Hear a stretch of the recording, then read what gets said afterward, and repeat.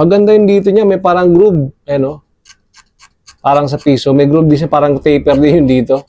Ayan o. Ito naka-taper blade. Usual. Napansin ko sa kanya mga kapromdi, yung blade nito. Pansinin niyo mga kapromdi yung blade niyo. Manipis na. Maninipis na yung ano nito. Yan, ano ko ha. Manipis na. Doon sa isang counterpart nito, no?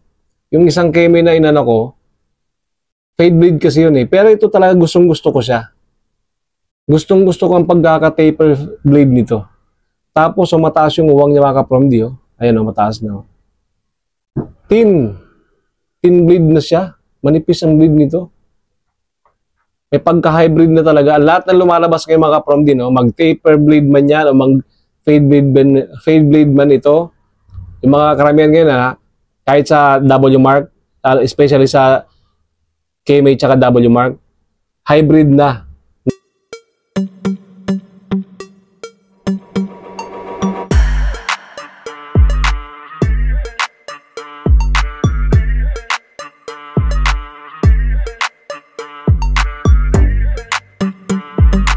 Yun, magandang umaga, hapon, gabi po ulit sa inyong lahat mga kapromdi, no? Nagbabalik po ulit. May share ulit ako sa inyong unboxing video tungkol sa clipper ni Keme. Samahan niyo ako mga kapromdi, no? Unbox ulit tayo ng Keme brand na clipper. Ano nga ba ang specs nito?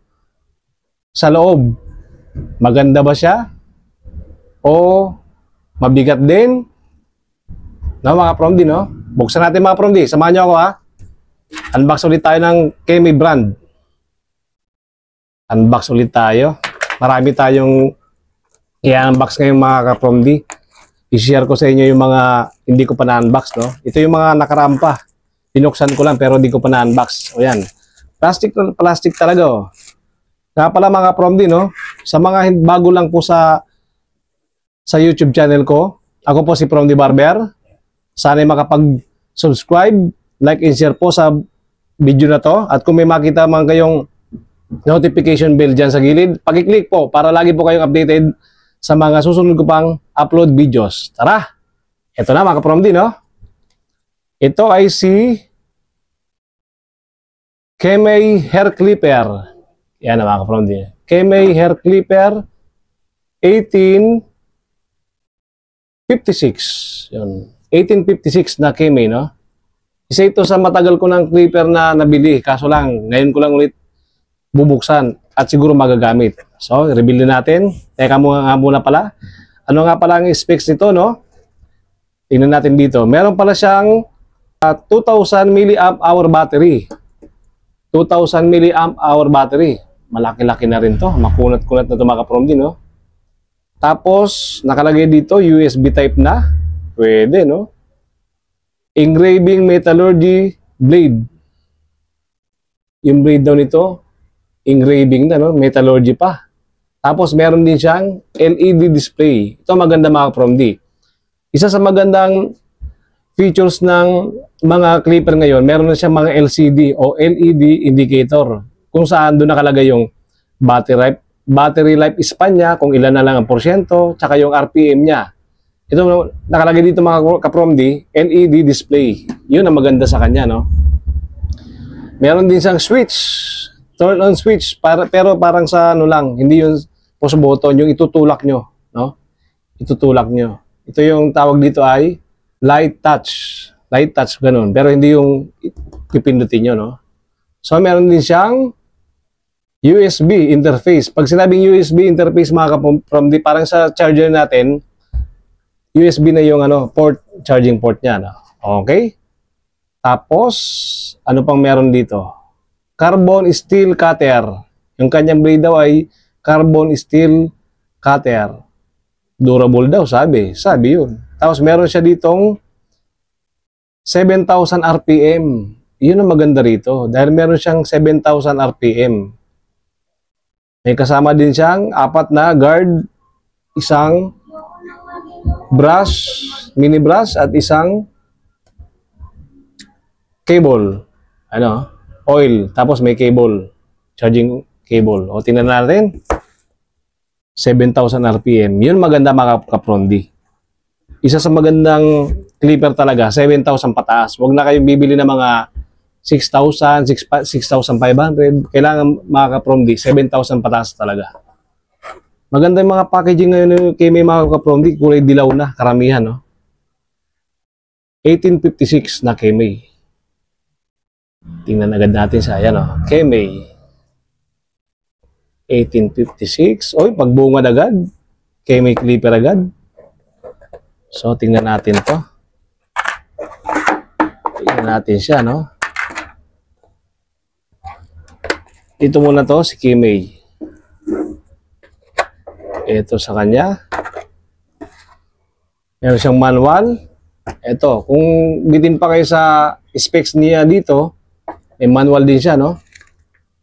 And manual. English ba? Ay, ito maganda mga kaprondi. English talaga siya. English yung manual niya. Basahin nyo na lang. Pero yung iba, hindi naman binabasa to. So, ito nga. May kasama siya ditong ayan. May oil siya. Itong kasama niyang oil. Charging cable. Type-C. Ano? Type-C na. May brush. Itong magandang brush nila. Hindi katulad ng dati. Itong magandang brush nila, no? Hindi katulad ng unong brush. Kasama niyang clipper guard ay 4 na piraso daw to. So, meron siyang 12mm. Tapos, 9mm. 12mm, 9mm. Ano pa dito? Meron din siyang, ito siguro, 1.5 at saka number 1. Number 1 ba to? Ilang mm? 6, ano? 6.0 mm. Tapos, 3.0 mm. Siguro ito yung 1.5 niya. At ito rin ang 0.5 niya. So, ang nangyayari, ano ba to? 1.5 ba to? 9mm eh. Op! Sorry mga kaprondi. Nalaglag. 12mm, 9mm, tapos 6.0 mm, 3.0 mm. Kakaiba dito yung ano niya. Yung clipper guard nito, 4 na piraso. Pero marami naman akong clipper guard dun eh. So, dito tayo sa main event. Ito na si main event. Yun, magandang itsura nito mga kaprondi. Matagal na to sa akin. Matagal na rin sa merkado itong si 1856. No? Ito siya, oh. Pakita ko muna, no? Pakita ko muna yung kanyang aura. Ayan. Metal body siya mga kaprondi. Metal body siya, no? Ayan, tingnan yung mga kaprondi, no? Ito siya. Kemei blade. May engraved na Kemei blade dito. No? Ito yung ano niya. Click lever o adjustable length na sinasabi. Ito yung switch niya. Ito yung USB port niya dito. Tapos meron siya ditong ayan, hook. Ayan, may hook siya dito, no? May hook siya dito. Magnetic yung hook niya. Magnetic. Ayan, no? Ababa nyo. Nakalagay dito. May engraved din siyang Kemei 1856. Ayan, mga karoon. 1856. So, meron siyang 5 watts. 5 watts. Plastic ba o ano? Metal dito. Parang metal siya dito, mabigat eh. Pero dito sa taas, hindi ko alam kung metal ba to, hard plastic din. Mabigat siya. May kabigatan. Tingnan nyo yung ano niya, adjustable cutting length niya dito. Kakaiba? Kakaiba yung ano niya. May butas-butas. Ngayon ako nakakita ng ganito, may butas-butas yung adjustable click lever niya.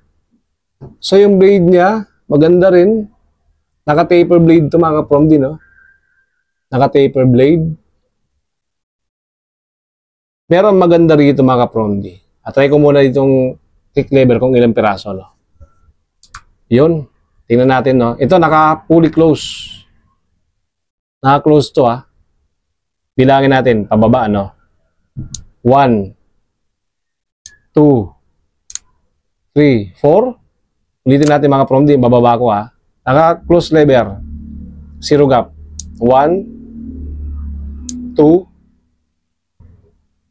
3, 4. Apat. 4 adjustable length. Click lever. Apat, no? Apat ang adjuster niya dito. Maganda yung ano dito. Ganda. Ang tanong kung accurate ba, gumagalaw. Kasi yung iba, pag ginaganito may galaw. Ito, hindi naman gumagalaw. Iba kasi mauga dito eh. Ito, hindi pa siya naka-zero gap, fully zero gap. O hindi pa siya naka-fully zero gap.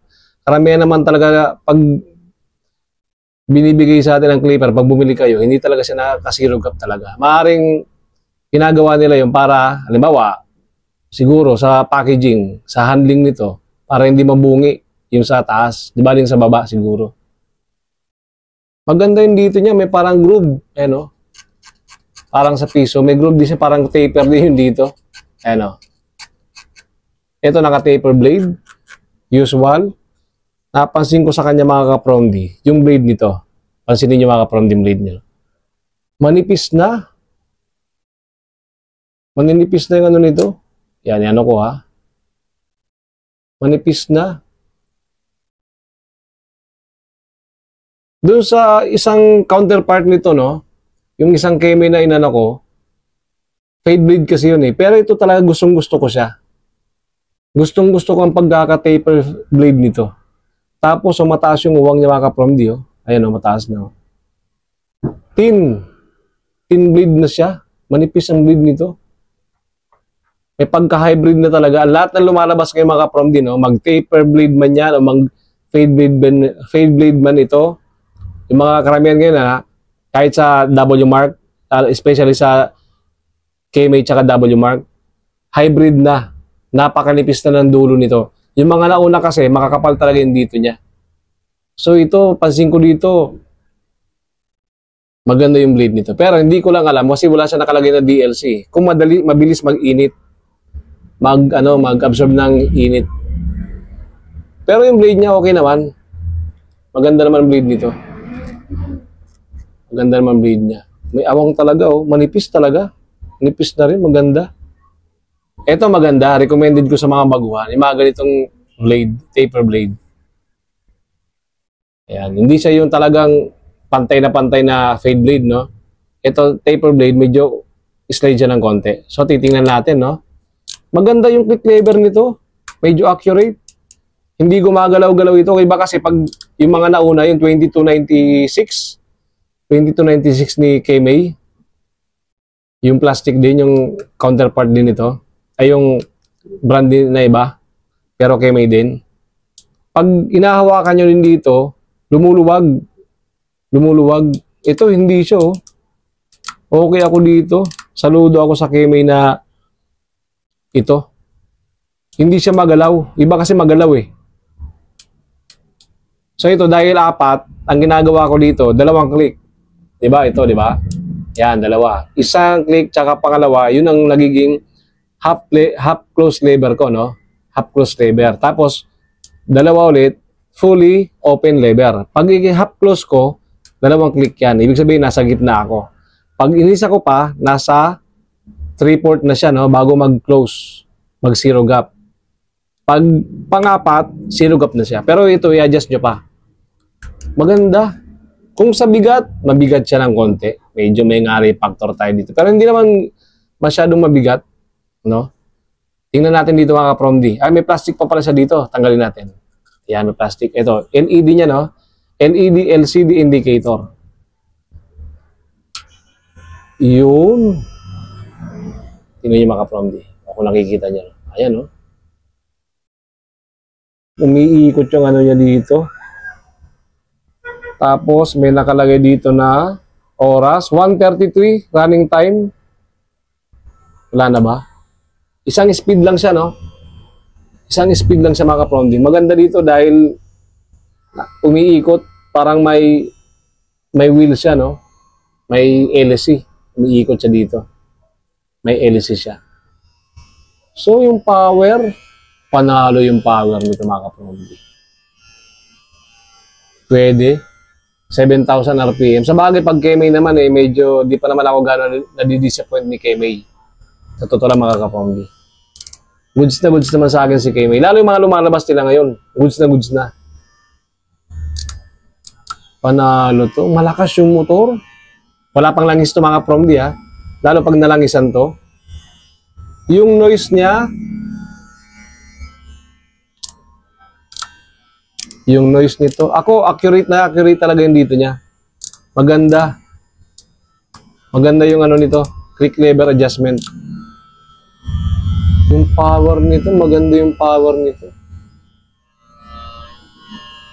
Panalo. Sa power niya, no? 7,000 RPM pwede. Maganda, maganda.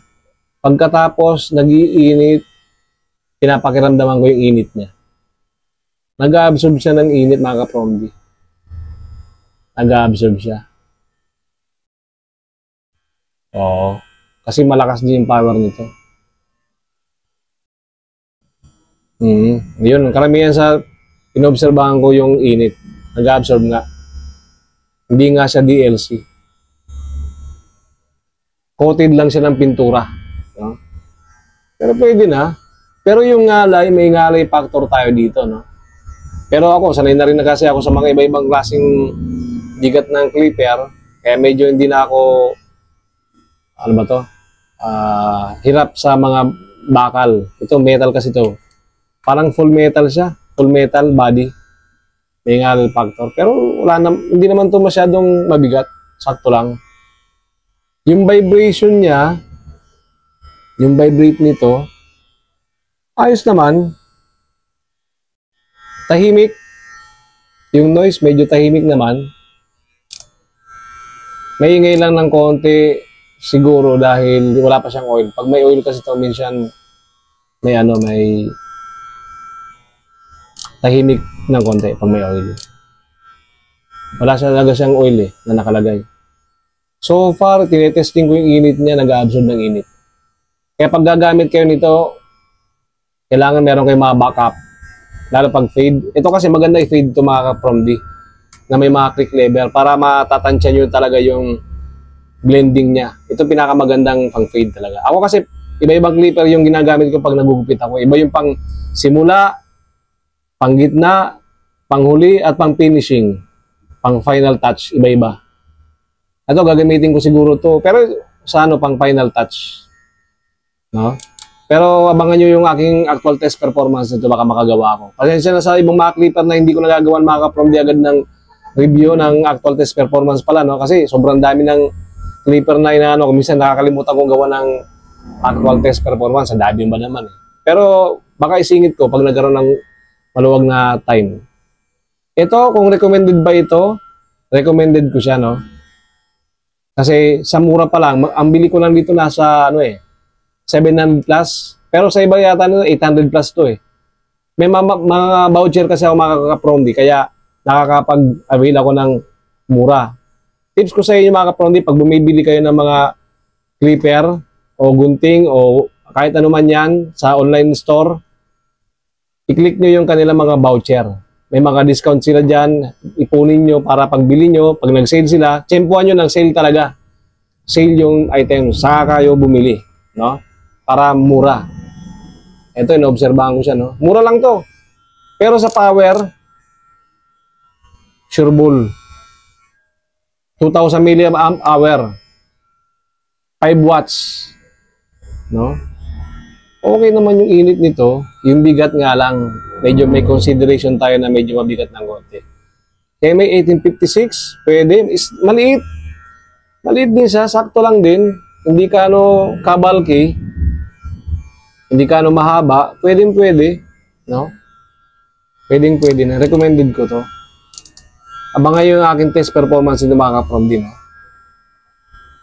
Kung ano nga ba yung masasabi ko sa test nito. Kasi mas maganda talaga pag nag-actual test performance tayo, yung ginugupit talaga natin para malaman nyo rin at makita ninyo kung ano talaga yung masasabi ko dito.